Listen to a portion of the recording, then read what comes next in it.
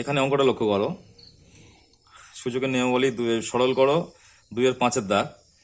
তাহলে আমাদের একই পদ্ধতিতে এই সরল করতে হবে 4m plus 1/4 into √2 into 2n, তাহলে 2 ইন্টু √2 মাইনাস m, এখানে বাইরে 1/m আছে। এটা ভালো করে লক্ষ্য রাখতে হবে, কারণ এটাই আমাদের মাঝে মধ্যে মিস হয়ে যায়। তোমরা ভালো করে লক্ষ্য রাখবে এটা। তাহলে 4টাকে আমরা ভেঙে নিই আগে। কি হবে? 2 ওই পাওয়ারের সাথে কি থাকছে? m plus 1/4। পাশে কি আছে? সব পাওয়ারগুলো তুলে দেবো।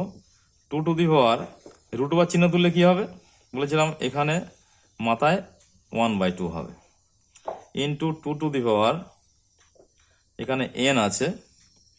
2 যদি n হয় না, ওটা আছে, আমার একটু বইটা লক্ষ্য রাখবো, ওটা m আছে, এটা m হবে, m আছে, এটা m। তাহলে আমরা হাফ করলাম এটা, তাহলে এর মাথায় একইভাবে আর একটা হাফ গুণ হবে।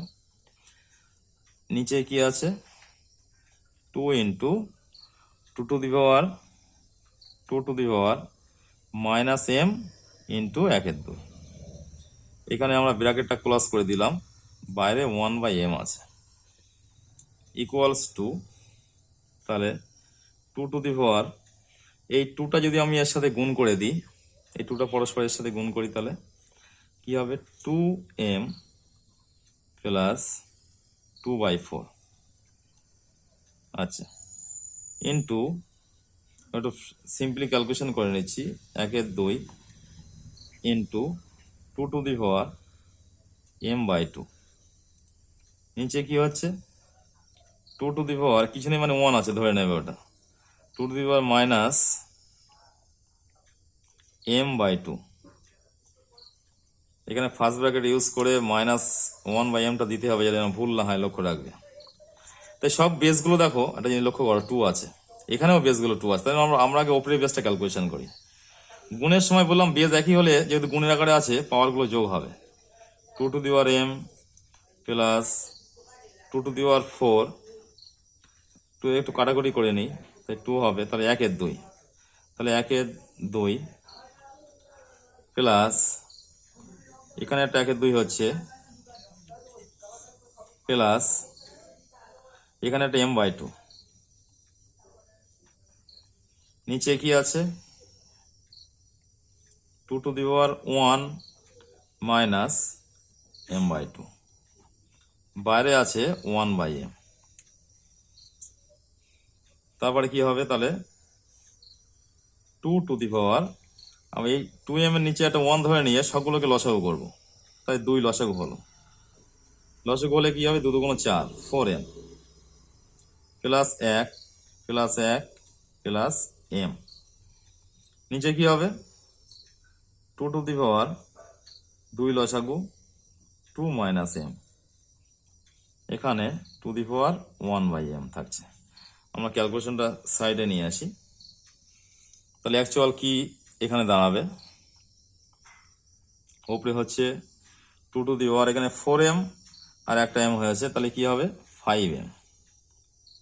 5m প্লাস, এখানে এক আর এক মানে যোগ করে দিলাম, তাই 2 হলো। নিচে কিন্তু আমার 2 আছে, বসিয়ে দিলাম। আচ্ছা, এখানে কি হচ্ছে? 2 মাইনাস m/2, বাইরে 1/m আছে।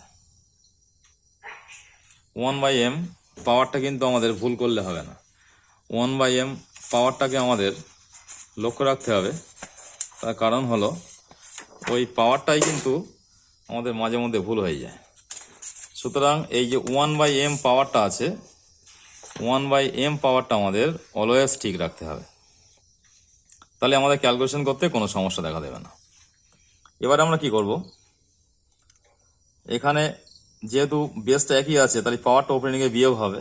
বিয়োগ হলে কি হচ্ছে? 2 5m প্লাস 2/2, এটা উপরে গেলে বিয়োগ হলে কি হবে? 2 মাইনাস m/2, এই পাওয়ারটা কিন্তু 1/m আছে। তাহলে এখানে 2 এই একইভাবে সেই 2 লসাগু করছি আবার, করলে কি হবে 5m প্লাস 2 মাইনাস মাইনাস থাকলে অলওয়েজ একটা ব্র্যাকেট ইউজ করবে, তাহলে আর কোনো ভুল হবে না। 2 মাইনাস m, এক লাইন হয়তো এক্সট্রা হবে, কিন্তু সেটা এরকম একটা সেকেন্ড ব্র্যাকেট বসিয়ে দেবে, তাতে কোনো অসুবিধা নেই। এই মাইনাসটা এখানে যদি ব্র্যাকেট ইউজ করো তাহলে ক্যালকুলেশন করতে কোনো ভুল হবে না। এখানে সেকেন্ড ব্র্যাকেট দিচ্ছি 2 to the power 5m plus 2 minus 2 মাইনাসে মাইনাসে প্লাস m, নিচে কত হচ্ছে, নিচে আছে 2, বাইরে 1/m। তাহলে এখানে 5m আছে আর এখানে একটা m আছে, তাহলে 6m, 2 to the power 6m।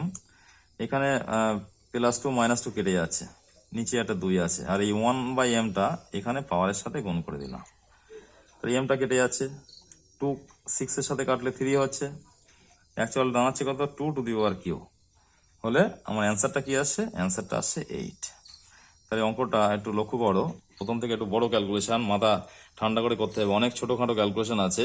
যেভাবে সূচকের নিয়ম থিওরিতে বলেছি, কোথাও যোগ কোথাও বিয়োগ, ভাগ হলে বিয়োগ, গুণ হলে যোগ, সেইভাবে করতে করতে আমরা এই সরলটার উত্তর পেলাম 8।